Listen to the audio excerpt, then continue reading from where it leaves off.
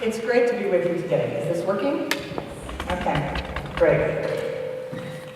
I want to start off by telling you about December 20th, 2013. Utah was getting ready for Christmas. A storm had blown in from the Wasatch Front and there was a flood of new snow on the ground. Shoppers were anticipating the last weekend of retail before the holiday. In Temple Square, the worldwide headquarters of the Church of Jesus Christ of Latter-day Saints, the much-beloved and elaborate light display was up. News junkies like myself were resigned to the fact that the next week would probably just hold the year's best and worst lists. But we were really wrong.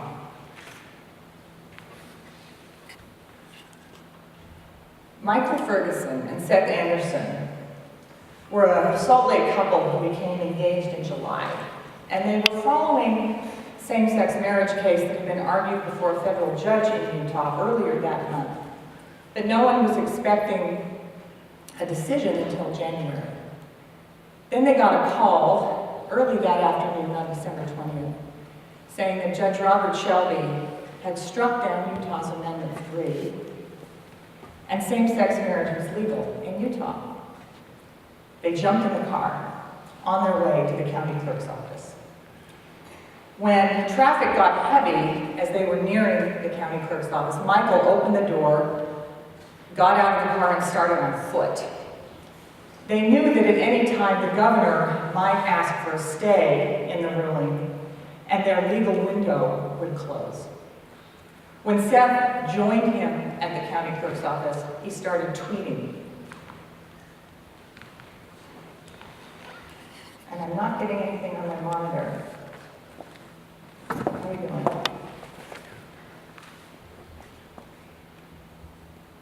There we go. This is Seth's first tweet at 1:33 p.m. We are not married yet. This is so new. The clerk doesn't have clearance yet. 1:45 p.m. People are crying. This is happening. 1:50 p.m. We are waiting for a few people to show up and sign the papers.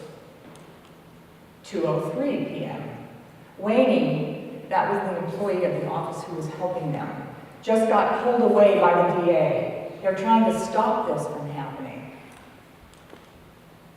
2:12 p.m. Me and my new husband, my polygamous Mormon great-grandparents would be so proud.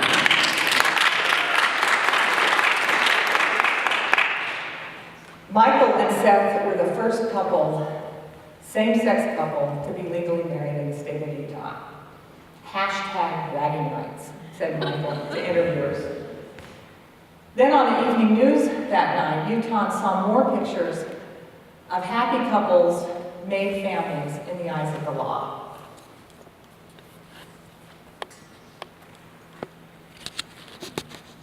The next Monday, Boy Scouts showed up to the county clerk's office with pizzas to feed the employees there who were working through their lunch hour to manage the long line of same-sex couples waiting for marriage licenses. I want to go back and show you those Boy Scouts. So, Christmas time, families, weddings, even Boy Scouts. For some, this was the feel-good story of the year. But what about the other side? What was the response of the LDS Church, a longtime opponent of same-sex marriage? Well, on the evening news that night, this is what we saw. Now, I can't help but feel how Mormons, and I number myself among them, are at something of a media disadvantage here. On the one hand, we have these beautiful pictures of families united. After a time of trial, there's triumph. And on the other side, we have this cold, corporate-sounding statement that wasn't even uttered by a human voice. I point this out not in a cynical way. I don't want to suggest that the same-sex marriage debate is a PR contest, because it's much more than that. But I do feel like it highlights the difficulties we're having in Utah as we try to communicate about this. I want to be interested in the human experiences that lie behind the media images on both sides. And so today I would suggest to you that by expanding our definition of moral foundations, and by listening empathetically, and by appealing to the transcendent, we can actually use this issue to feel more human. I'm not here to defend the LDS Church, I'm not here to defend the LGBT community, but I am here to be interested in both. And so I would ask you not to look for reinforcement of an opinion you may already hold, but bring some curiosity about someone or something that may appear to you as the other. More than 100 years ago, the philosopher and father of psychology, William James, said, "The religious experience, in the broadest and most general terms possible, consists of the belief that there is an unseen order and our supreme good lies in harmoniously adjusting ourselves thereto." I want to tell you a story about the first time I remember bumping up against that unseen order as far as my religion is concerned. This is me. 1973, Shady Hill School, I was in the 9th grade. 5 years earlier, my parents had transplanted my brothers and I from the monoculture, the Mormon monoculture of Utah, to the multicultural cauldron of change and experimentation that was Cambridge, Massachusetts. It was something of a shock at first.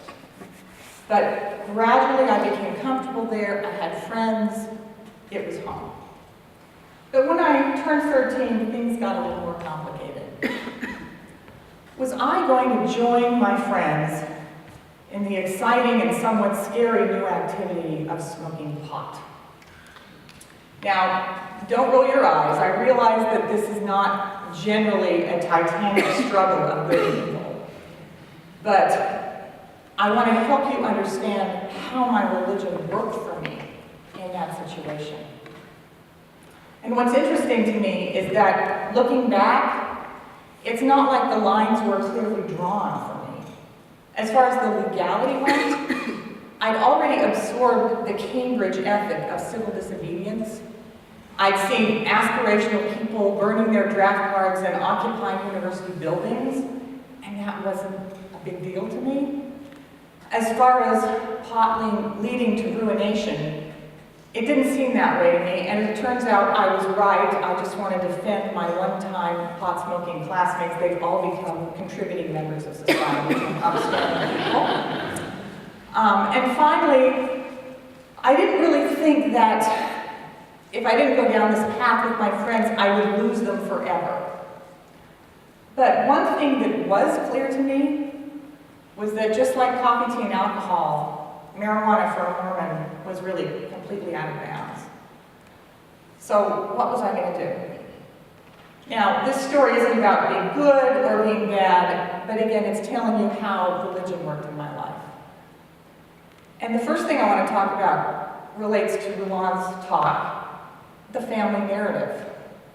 Like many other Mormon families, we had a narrative history of sacrifice.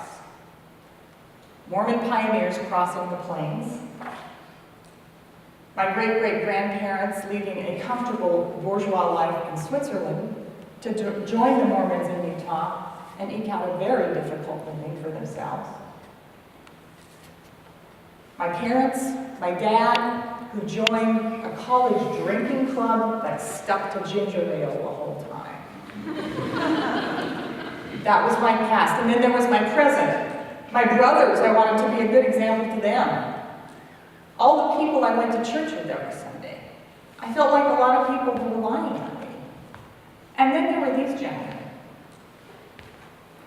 The first presidency of the LDS Church, I believe, was regularly asking for divine guidance on my behalf, and they had my best interests at heart.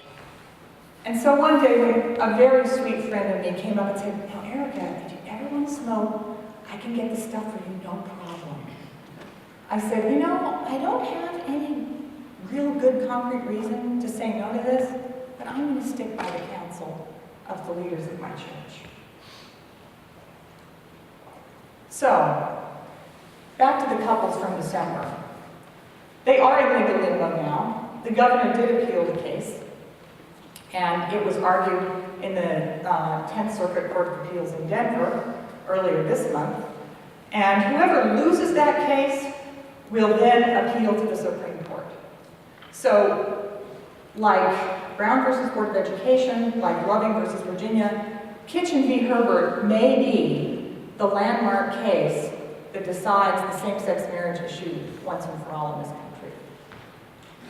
Utah, what are we going to do about this?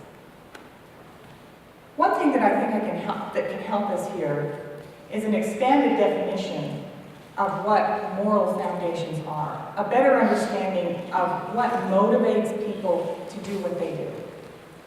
And to do this, I'd like to use the work of Professor Jonathan Haidt, who's written a book called The Righteous Mind: Why Good People Are Divided by Religion and Politics.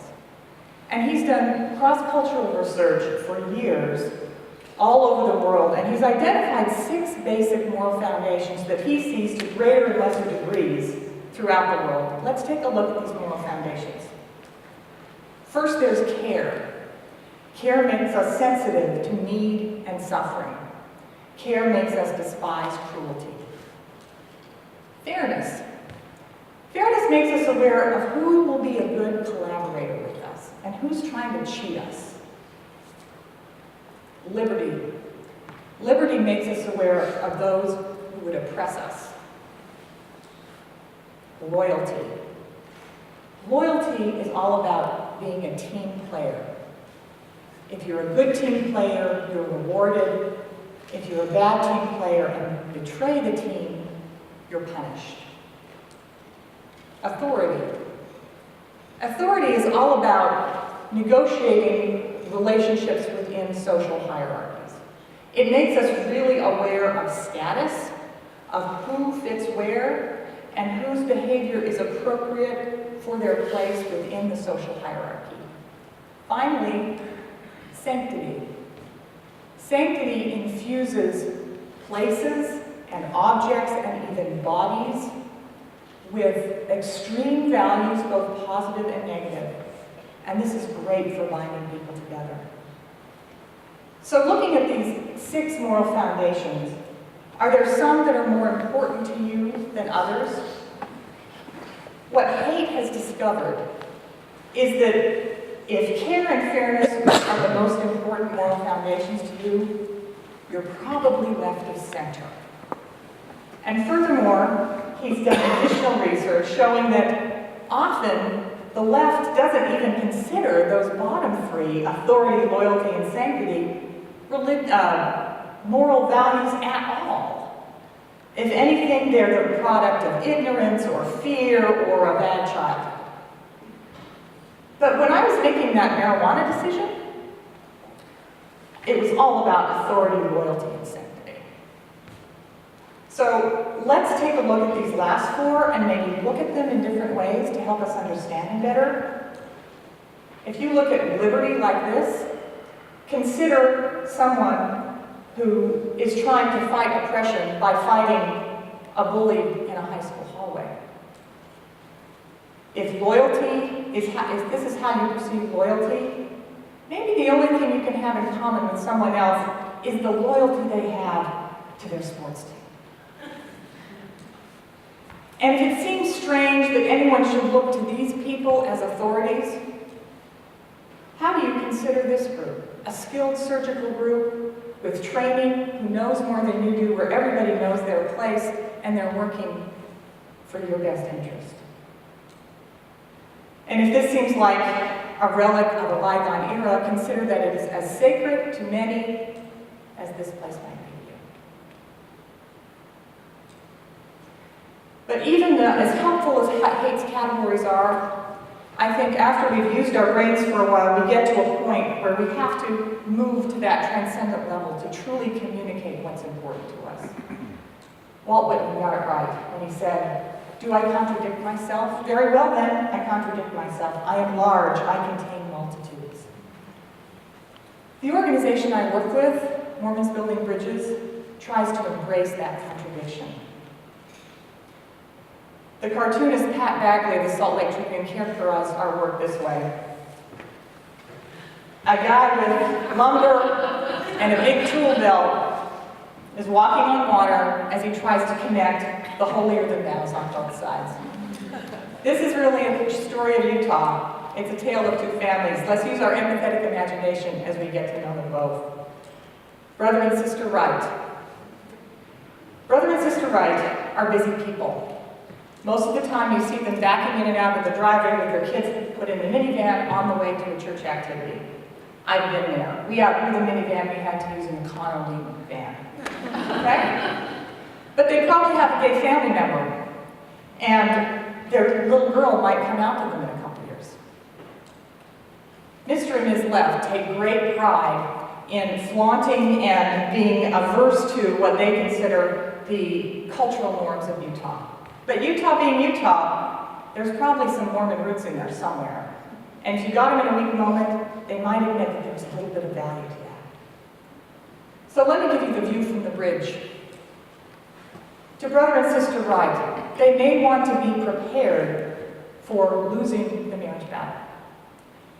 Many of the longtime opponents of same-sex marriage, the people who have been fighting for this for years, have all but conceded defeat. Brother and Sister Wright might want to consider what they share with the folks across the pond, which is that marriage strengthens family and communities. And before I dole out advice to the left, just an acknowledgement.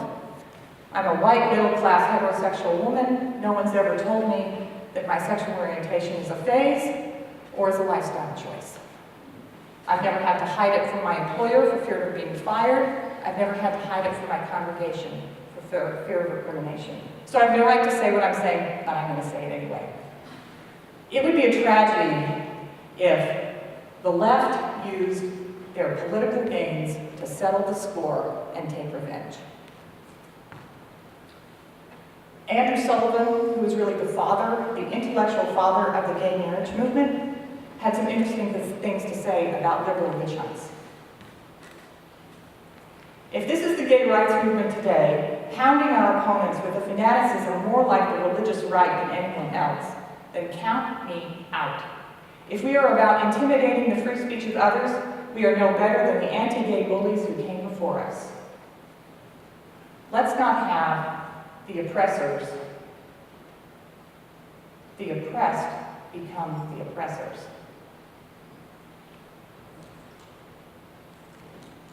Turn around and face each other, Utah. Find the scariest neighbor or coworker you know, be it the conservative Mormon, the transgender mom, or the lesbian activist.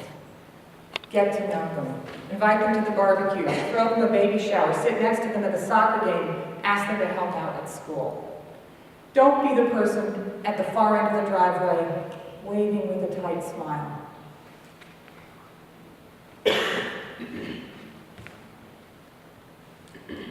And there's always the casserole. A well-known Utah tool of peace. We live in a state that is well known for its Tea Party Republicans and its conservative church. But we also live in a state that whose capital was voted the gayest city in the U.S. by the Advocate magazine. And furthermore, we have the highest percentage of same-sex couples raising children in Salt Lake City than any city in the nation. Do we contradict ourselves? Very well then, we contradict ourselves, and there's the opportunity. We have an opportunity to be a model to the nation as we learn how to learn about each other. Let's use our beautiful brains, but let's also use our big hearts. We are large, Utah. We contain multitudes. Let's start talking. Thank you.